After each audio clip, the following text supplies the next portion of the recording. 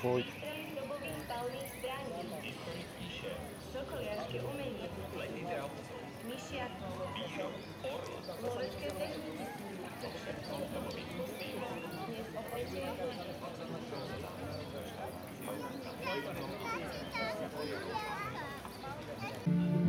V tom mal ten pravdu, že smrti sa dočká každý, keď príde jeho čas.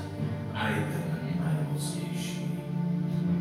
Ale najmocnejší človek má najmocnejšieho ducha.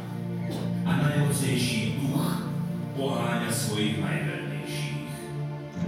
Môj syn, veľký chán Ogotaj, vyslal svojich synov a mojich vnukov, Batuchána, Šejbana a Súbodeja, bojovať v mojom mene.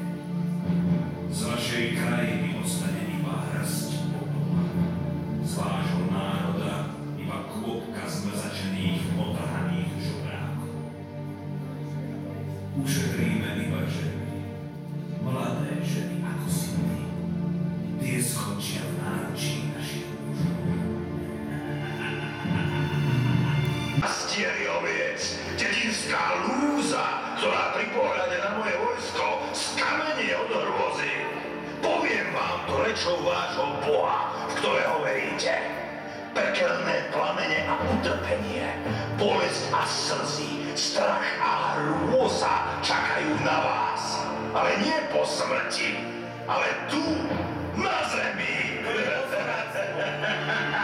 Temu Jin je úplne jedno, na koho ľudia zabudnú. Čo to táraš, mozenský červík? Na tomto svete si skončil.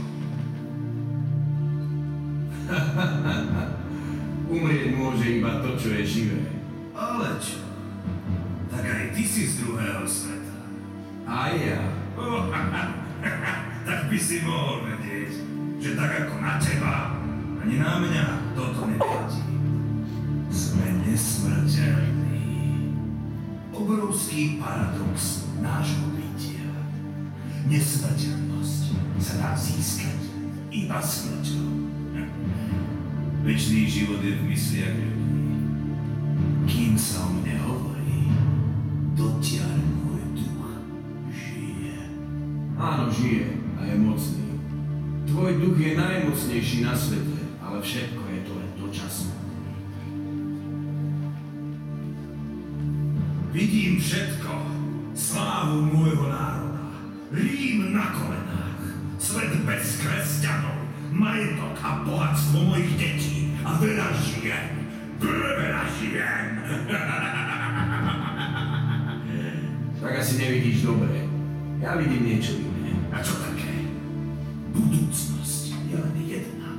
Tak sa dobre pozeraj. V mene Otca i Syna i Ducha Svätého. Amen.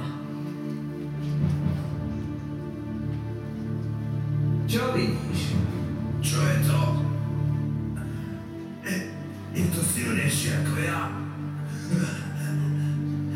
Viera, za koho som svedčil, nestretol.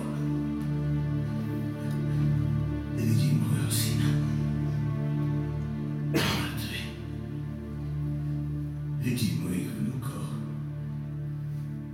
Aj oni sú.